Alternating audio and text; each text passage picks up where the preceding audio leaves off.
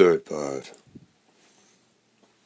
No one, and I mean no one, the hoarse voice said unpleasantly, can stop that bleeding.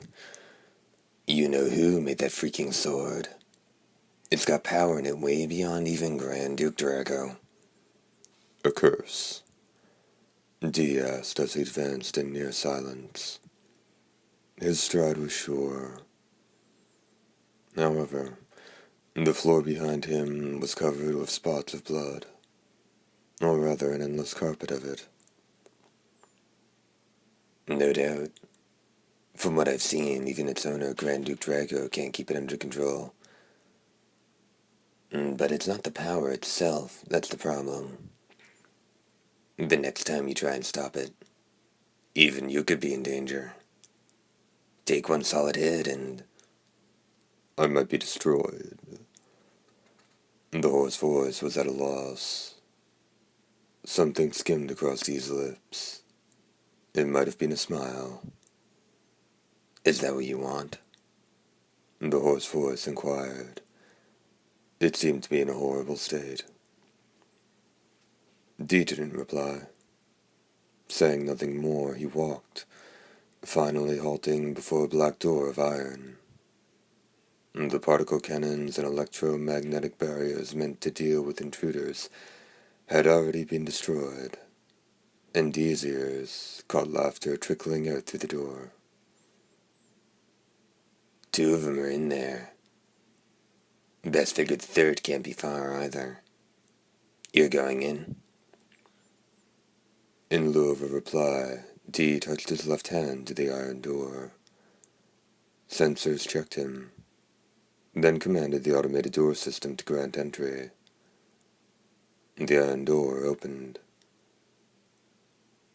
An overpowering stench of blood surged out. Not so much as raising an eyebrow, the gorgeous hunter looked around the blood-forged room. There were shelves beyond numbering, which were then in turn filled with cylinders, and everything was white. The air was crystallized, 60 degrees below zero. Just setting foot in there would be enough to knock a human unconscious, and in 5 seconds they'd freeze to death. In a world that was otherwise all white, one corner alone was stained vermilion. Two figures were devouring the contents of the cylinders they had. They were red from the tops of their heads down to the tips of their boots. One of the figures lifted a cylinder high, scattering its contents over his head. Blood. Equipped with a thermostat, the cylinder could return the frozen blood to its normal temperature at the flick of a switch. However, the vermilion droplets flying through the air instantly congealed into white beads that clattered noisily against the floor. It was Zeno Goshen who first noticed Dee. "He's here," he shouted, hauling back with the cylinder in his hand. He intended to hurl it at Dee. It was too late. Dee was now right in front of them. Choking out a short breath, Goshen slumped forward. The sword blade that pierced him through the solar plexus jutted from his back. Not bothering to pull the blade free, Dee swiped it to the right. The left half of his torso split in two. Goshen collapsed on the spot. Above Dee's head, the sound of steel biting steel rang out. He twisted his upper body to knock away the blade of the scythe, and then drove his sword into Benelli's chest. The deadly thrust was executed with unlordly speed, while the nobleman was off balance, so there was no way he could escape it. Benelli was run right through the heart. His knees buckled feebly, and he fell flat on his back. "No choice but to catch him off guard," said the hoarse voice that rose from Dee's left hand. "Still, it was disappointingly easy. What do you think?" Dee didn't answer. but gazed at Xenogortian's corpse. His long sword spun around in his right hand. With a backhanded grip on it, Dee drove it right down at Gortian's chest. The tip stopped when it hit the floor, and Gortian was standing right in front of the blade. He'd gotten up with unbelievable agility. The movements were beyond what nobles were capable of. So, a noble's been made a servant of the nobility. The horse quarry was countered by a wry grin from the resurrected nobleman. Such is fate. As a result, your fate remains unchanged, Dee. How do you slay a noble who can be run through the heart without being destroyed? Tilting his head forward a bit, Gortian spat a vermilion bead into the palm of his hand. The blood I just drank has solidified, but now it shall serve a different role. Raising his mouth to palm level, he blew on it. Dee caught the vermilion bead sailing toward him in his left hand. Or rather, the tiny mouth that formed on his palm swallowed it. Gortian grinned just at the moment Dee's blade carved him open from the left shoulder down to the right lung. Dee too staggered. In part it was due to the massive blood loss. Added to that was another loss of blood, that which the mouth in his left hand had violently vomited up, soaking Gortian's chest. A symbiotic relationship is a double-edged sword, is it not? Gortian said, showing his pearly teeth and not even bothering to wipe off the fresh blood. I'm not particularly skilled at combat, so I only engage someone when attacked. However, when necessary, my blood beads are pure poison. The blood coursing through your body is now busily dissolving your innards and your left hand. Here, I shall give you some more. Vermilion beads appeared in his mouth, and this time he blew them directly at Dee. Dee's blade flashed into action. It was such a dazzling piece of swordplay, it made his mortally wounded condition seem a ruse. And every last one of the deadly blood beads was cut in two, spraying the floor. Gortian braced himself to leap away from the approaching Dee. His eyes were drawn to a crimson glow. Dee's eyes. Even with the blood of Grand Duke Drago in his veins, the young nobleman froze on the spot.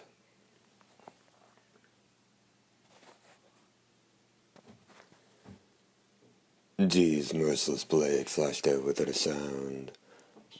Clearly it should have made a horizontal slash right through Gortian's neck, and he wouldn't have time to spit out another blood bead.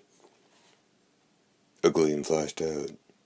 It was going to strike Dee from behind, but it clashed against the hunter's blade when he swung it back without so much as turning. Amid blue sparks from steel on steel, Gortian leapt to the far side of the room while Dee halted to confront his new foe. In other words, the great scythe-wielding Benelli, also risen from the dead. Benelli, take off his left arm, Gortian shouted. The blood of the Grand Duke tells me to do so. Cut him. Cut it off.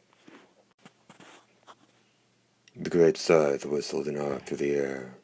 However, Benelli may have had an understandable fear of Dee's longsword, as he was not quick to close with the hunter. Coward, watch this.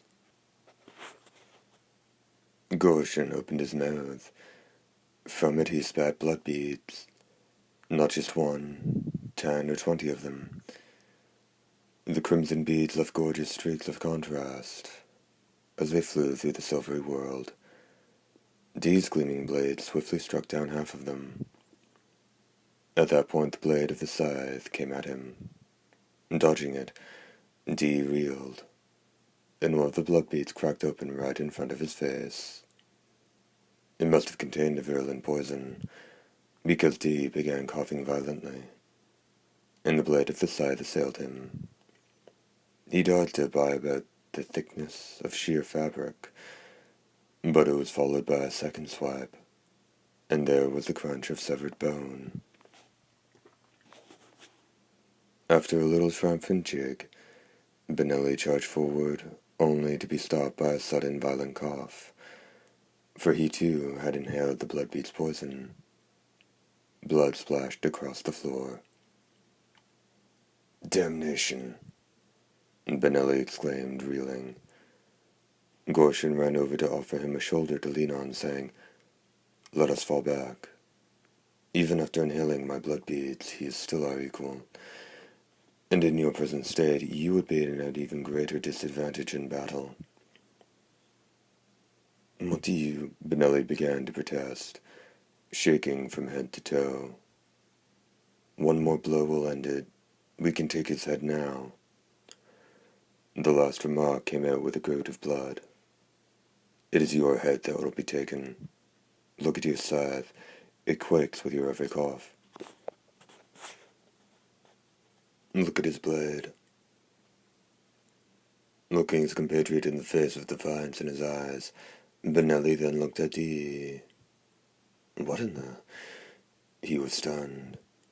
Though Dee was coughing twice as hard as Benelli, his sword didn't move an inch.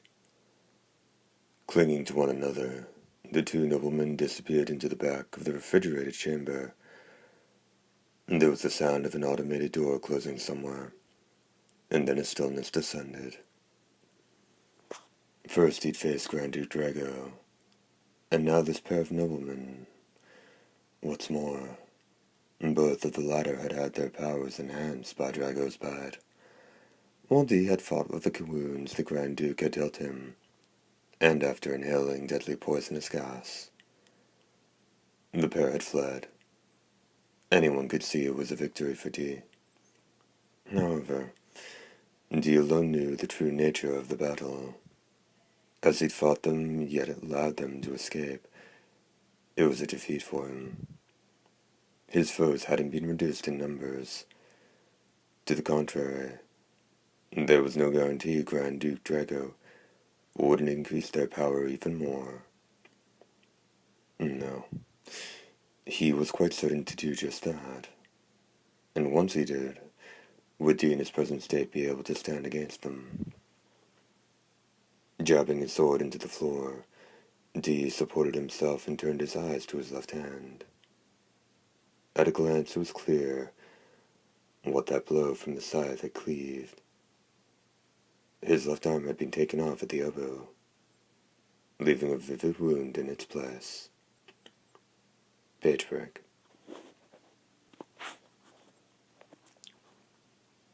"What do you intend to do with that thing?"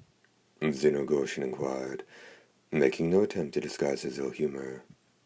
"Merely a war trophy, or so I'd like to say, but it bothers me. That horse voice always seemed to come from somewhere around his left hand." Benelli raised what he had in his right hand to level eye. The two of them were still making their way down a corridor. His rough fingers gripped a foot-long iron skewer. The skewer ran through a human left hand. Also, fragments of the Grand Duke's memories flow in our blood. Apparently Dee's left hand gives him power. In other words, without this, he should be an ordinary Dhampir? Yes, probably. In that case, we must hurry and finish him off. Only after we've shown this to the Grand Duke. It's a curiosity. Perhaps it'll enable us to learn more about Dee. As the robed figure and the one in formal wear went down the corridor, a diminutive shadow followed after them. "Found him at last," Pick said, and though he wanted to snap his fingers, he somehow restrained the urge. "Hold on, little lady. I'll save you for sure." Nothing burned in the boy's eyes but a fiery dedication toward his rescue mission. Chapter 8, and